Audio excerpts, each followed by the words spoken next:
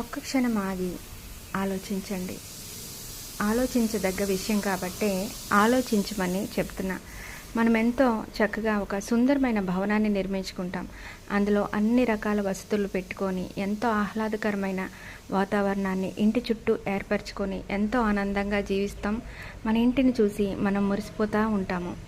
మరి అలాగే అప్పుడు ఎవరైనా మన ఇంటికి వచ్చి చూసి, ఆహా, చాలా చక్కగా మీ ఇంటిని మీరు నిర్మించుకున్నారు, చాలా సుందరంగా ఉంది మీ ఇల్లు అని ఇంటిని పొగుడుతూ ఇల్లు కట్టించిన తీరు గురించి ప్రశంసిస్తూ ఉంటారు.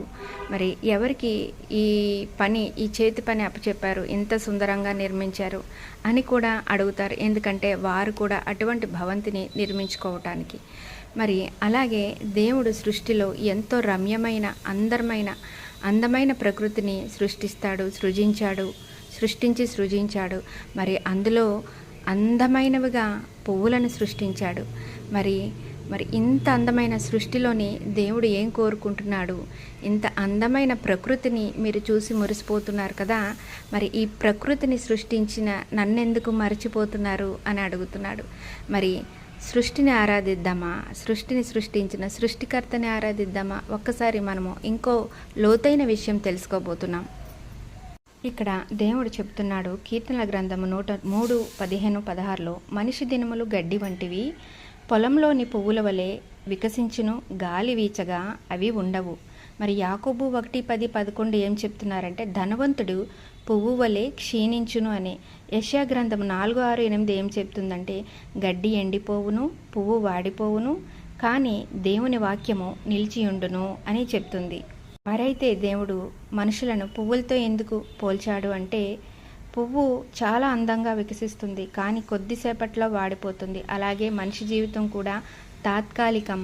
ఇది మనకు వినయాన్ని నేర్పుతుంది.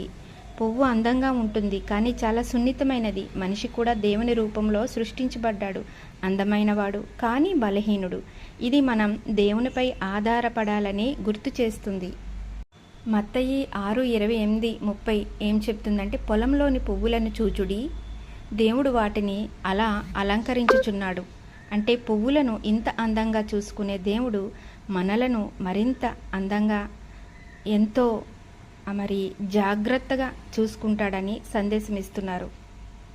మరి ఇంత అందమైన పువ్వు యొక్క సారాంశం ఏంటి? జీవితం చిన్నది, అందం తాత్కాలికం, దేవుని వాక్యం మాత్రమే శాశ్వతం. దేవుని సంరక్షణ మీద నమ్మకం ఉంచాలి.